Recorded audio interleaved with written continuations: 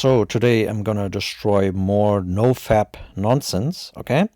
Recently in my comment section under my anti-NoFap videos, there are some buffoons who try to argue about this in a quote-unquote scientific way, but they cannot actually demonstrate any kind of cause and effect evidence for their claims.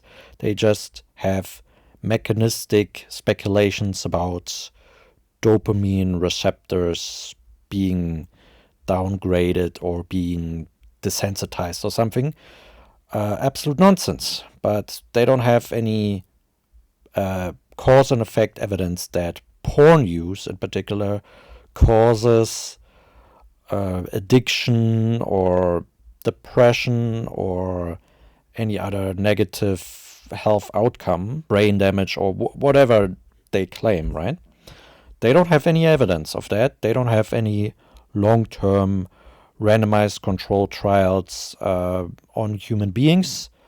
So yeah, all they have is speculation and anecdotes, which all can be confounded and don't actually have necessarily to do with the pornography itself. So again, let me just ask, where is your evidence, NoFappers? Where is your cause and effect evidence that pornography use causes these negative things that you talk about? Addiction, brain damage, dopamine receptors being damaged in some way or whatever.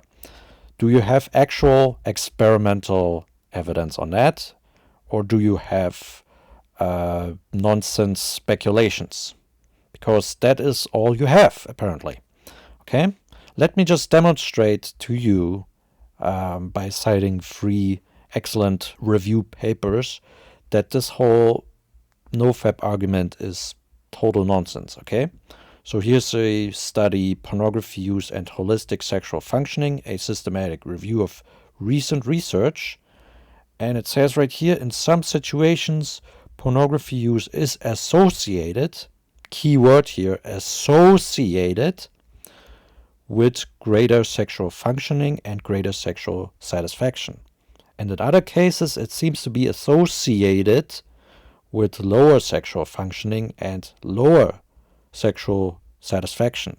Specifically, mere pornography use itself was most often not associated with sexual functioning in either direction, but self-reported problematic use of pornography was consistently associated with more sexual functioning problems.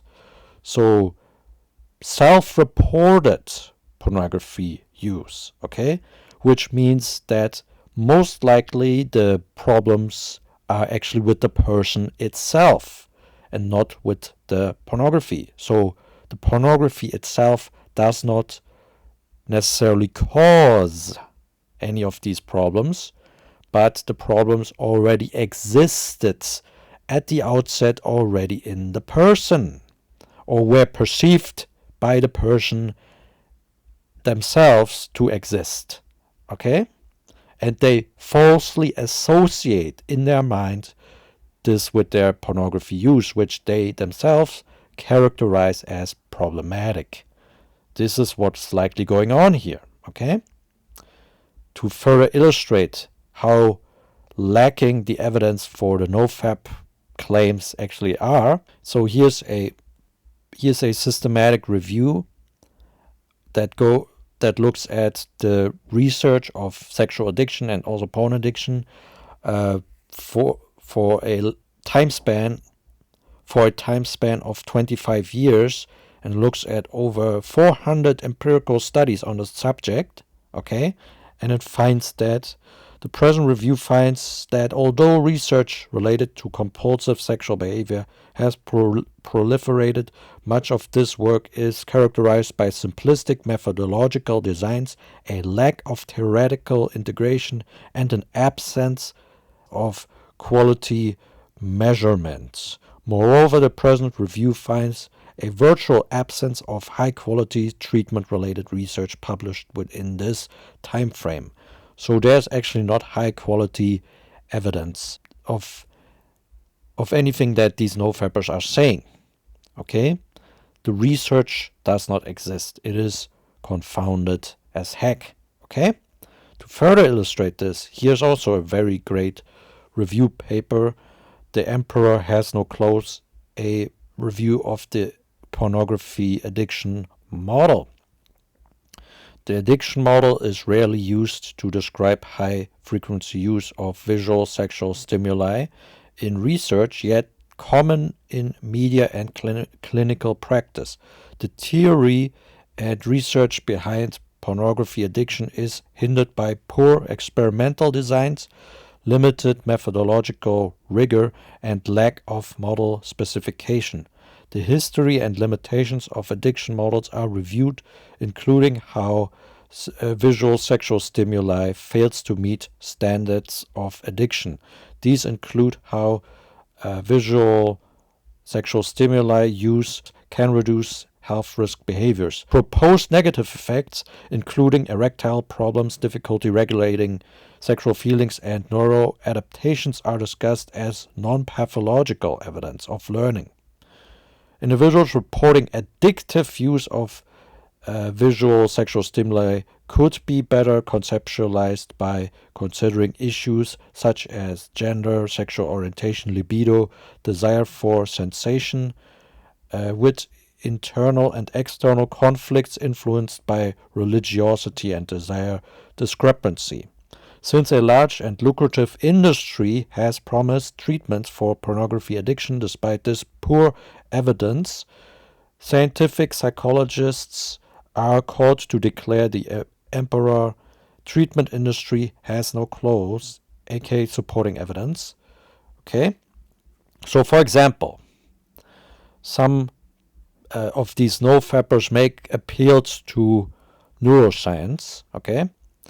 Neuroadaptations to visual sexual stimuli use. Data consistently demonstrates the ability of substances to shift brain response to craving rather than liking states. The same cannot be said of visual sexual stimuli. Sexual images are known to evoke stronger motivation than other pleasant images, manifesting in a variety of physiological indicators. Sexual images and films increase blood flow to many areas of the brain, including those associated with reward, relative to neutral films. Visual sexual stimuli also provoke increases in dopamine tagged ligands in PET. Also, visual sexual stimuli appeared pleasant and rewarding to both men and women in brain scan studies. This appears to fulfill the initial liking present in the development of substance addiction and offers some commonalities with substance reinforcement, but in no case has a shift away from liking to wanting or craving been demonstrated. In fact, no data have demonstrated that visual sexual stimuli are different from any other liked activity or object. This is important because pathology should be conceptually distinct, not merely those on the high end of a construct like sexual desire. For example, Florida students respond with increased late positive brain potentials to images of their adored Gator team over images of other sports. Similarly, those who have no problems with their eating still exhibit greater frontal alpha asymmetry to images of delicious desserts. And striatal activity specifically increases to preferred chocolate brands. Also, activity in the left nucleus accumbens to delicious foods positively predict BMI change prospectively in those without any known eating pathology. Those who enjoy extreme sports also show differential modulation of the brain response, not associated with pathology. In summary, stronger neural responses occur to any any enjoyed activity that is not pathological. Thus, stronger activation to visual sexual stimuli in those reporting liking visual sexual stimuli more are both expected and non-pathological. Okay? So just because your brain responds more to sexual stimuli such as pornography, that does not mean that there's any pathology or addiction or anything like that going on. Okay? Any kind of activity can result in that response. Okay? And moreover, again, with the health problems, right, it appears to be the case that people with higher levels of depression and poor quality of life also watch more pornography. But that does not mean that pornography causes those symptoms like depression and poor quality of life and so on and so forth, right? So given that positive effects are also common and the positive and negative effects of visual sexual stimuli use often are even correlated, data are needed to address causality between visual sexual stimuli use and mental health problems. Causality could be supported by demonstrating that the mental health problems occur after the pornography use or increase with greater pornography use. Third variables do not account for the apparent relationship between mental health problems and pornography use, and problems increase in a dose-response fashion with greater pornography use. Limited data to date refute each requirement. Okay? So none of the data that these NoFappers bring forward actually demonstrate causality. They don't meet the requirements for causality.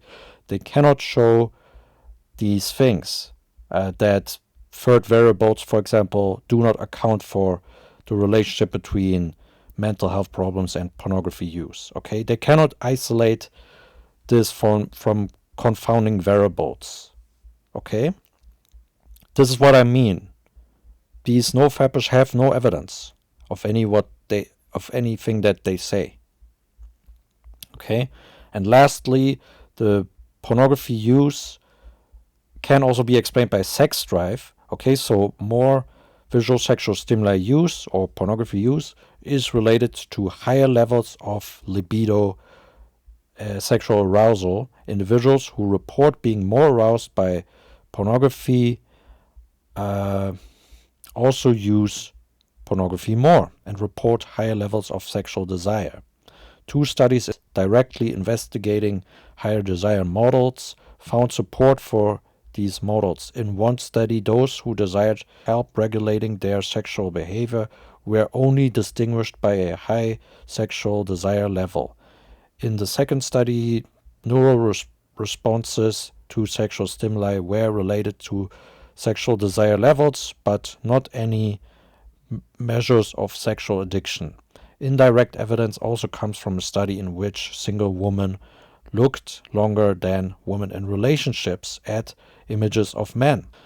Pornography use may be blamed for problems really due to a mismatch of sexual needs. So basically, a lot of deselected men are not getting their needs met and use more pornography. Okay? And then these NoFappers produce videos that tell them that, oh, this is a sign of addiction. You use more pornography. That means addiction. Bullshit. Okay? So yeah, I think it is very clear that these NoFappers, these people have no evidence. They're complete frauds. They're complete morons. And yeah, that's all that needs to be said about that. Okay? There's no cause and effect evidence of anything that these NoFappers are claiming. Okay? Thanks for watching.